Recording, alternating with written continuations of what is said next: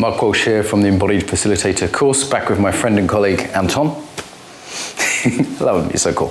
So he's just told me he wants to do another session, second session, and tell us the theme. It's about fun and joy in my life. So I want to bring it there, but I kind of make a plan I need to do this and this and this to bring joy and fun, and instead of having fun and joy, I work hard to bring it to... Oh, so you get really serious about the fun. Yeah, I need fun here, here, here. Okay, let's figure out what... This will be the most efficient fun anyone has ever had. Okay, cool. Got it. So, really common thing. We want more joy in our life. Many people want more joy. Also, we're influenced by our environment. Like, it's October in Moscow. Not the most joyful time and place ever to have lived, I would say. Yeah, I notice it when I come in, compared to, say, spring in Moscow or other cities in the world, you know? So, we're influenced by our environment. We're influenced by who we're around. How joyful are the people who are around?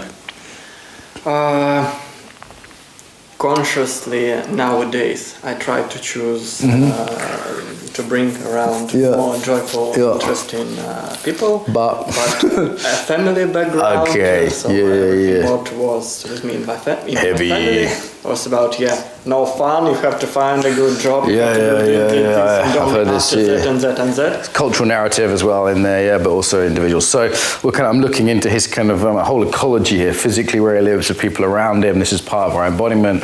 Notice I also started using humor as well, which is obviously, if we're looking at joy, that makes sense. Okay, so, what are we gonna do?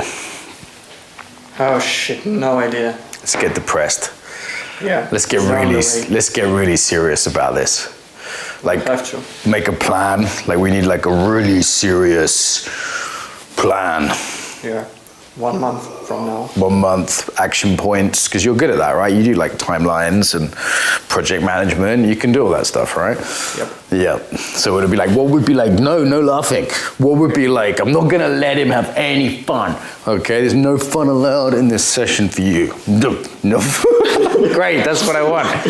Yin creates yang. Okay, so no fun allowed. How would it be? Oh, you okay? It's emotional, huh? No, you feel angry. I'm okay. You feel angry, or what's going on for you? Yeah, it's kind of anger, kind of desire to fight, to go against. That I can say bad things about myself, that I can't have fun. But if you tell me I can't have fun... Oh, a bit of provocative coaching style maybe here, yeah? Okay, so what if I tell you the rules are what? No violence, right? So you can't hit me, I can't hit you, deal. Yep. Okay, you want to make sure you got that basic in place. He knows that anyway, but this is good to re-establish. So I saw there was tears in his eyes, different muscular tone, so I stopped what I was doing because I was just checking he was okay, like basic ethics, right? So it's surprising, but surprises happen in coaching. So if I tell you you can't have fun, what happens? First, this response about I want like to fight. Anger, yeah, like fuck you, I'll have fun if I want to have fun. The second is if I a little bit accept it, kind of try it on, then it's like no point in living, nothing. We could get really into that, couldn't we? That like you feel what you're doing in your body. What are you doing? I I become more watery and go. It's kind of water and earth, like mud, isn't it? Like down, like collapsing the posture. Yes. Yeah, so we're identifying the body, so you know when you start to go into that, okay? And what would that, like, let's look at the micro, like what we call somatic indicator. What's like the first indicator that you're going into that non-fun mode? I think... Try it a couple of times. Mostly... What's the first thing that lets you know, like the early warning, say boop, boop, Anton alert, shit time about to happen? Again, it's contraction, smile gone, head goes a little bit down. Okay, great, so we're already starting to see the pattern in operation. Yeah. Okay. So first of all, awareness, noticing when you do that, you can choose not to do that, right? So we tend to think of like fun as something that just happens to us, or joy, yeah, even more. But actually, this is something we choose in our bodies. Like some people just have that mood of joy, don't they? Some places have that mood of joy, and that's actually not because of the situation. Like I've been in like African villages or Brazilian favela slums where had really bad places, difficult life situations, but people still had joy. Not all people, but some people had that body of joy. So that bounce, that up kind of bounce. So, we could give Anton a practice to practice the body of joy. For some of my clients, they need to get the feeling of that, like a dance or something where they're bouncy, we could replace their chair at their office with one of those bouncing balls you sit on. There's lots of fun ways to do it. But it sounds like you might be a problem here. You just turn that into another chore.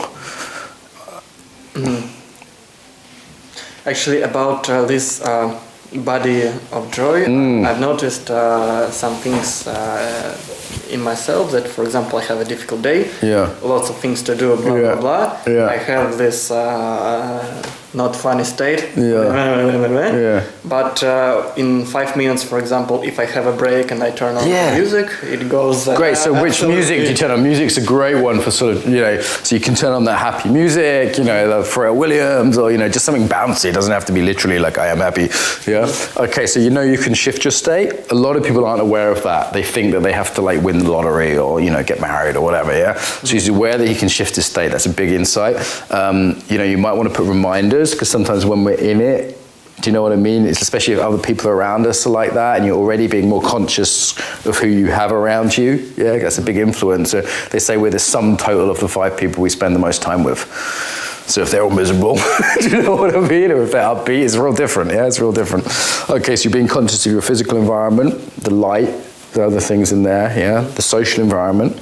So giving yourself the best chance, some reminders to kind of take those breaks and do the music, or just going for a walk and putting a bit of it, looking up. Let's try this with me. As you're walking, like move your arm. We can go on and off camera, don't worry about the camera. So you're pushing from your back foot a little bit, you're looking up, and you're letting your arms move. You don't have to like march, but just letting the arms move. Have a little more bounce in that, skip like you're a happy 5-year-old girl. This is all on camera, don't worry. Everyone in the world's gonna see, it's not a big deal. Okay, awesome. Now take that down like 50%. So just a little bit of that skip, but not so much that like Moscow people are going to be like, what the fuck is this? Put him in prison, he's weird, he's crazy.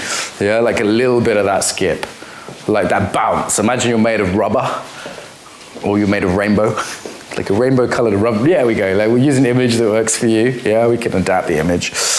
Okay, great. So this is like a little walk you can do. It doesn't have to be like dancing to music, because we can't always do that, but you might also on your stereo have like happy songs, So these are practices you can do, but we want to be careful it doesn't become like another chore. Do you know what I mean? Yeah, I do. Yeah, so sometimes people like me, and I think like him, if someone tells us to do something, like we have to, we want to do the opposite. So we can use this. Who's someone you really find annoying? If you don't want to say their name, you can use a makeshift name like Igor. Can you think of someone?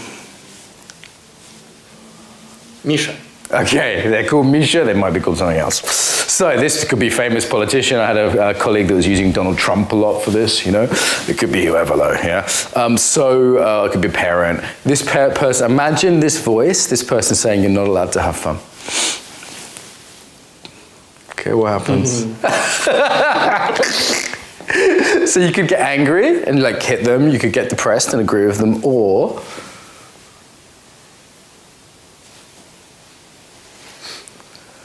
so for me now, the first reaction is yes, it's about being angry, and I already, when I imagine that person, I turn a little bit. So anger's just fierce caring. So take that and redirect it. Where can you redirect it? And about redirecting, I can kind of accept that, okay, that's just my reaction to the man, and I have this impulse, but probably I can do something with this impulse. They're telling you not to have fun. What could you do?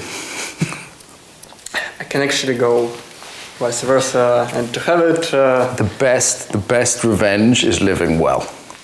You like that phrase? I love that phrase, man. You seem like you're smiling. Yeah, I'm just taking a guess here, but it seems like some wild guess. So the best revenge of living well, this is practice you could do, thinking of the voice telling you can't do something, then actually doing the opposite, having some fun with it, actually turning the fun into a game. So ways to practice fun that are fun, and then you can do the walking, the bouncing, all the other stuff. So there's loads of stuff in there. Learning the body of fun, so you can do that if you want. So there's a few tricks and tips. If this is a longer session, we'd go more into it, the deep under stuff and, establishing practices, but we don't want to make it too rigid, right? So, play with that. Enjoy playing with play. Yeah. Cheers, man. Thank you. That was fun.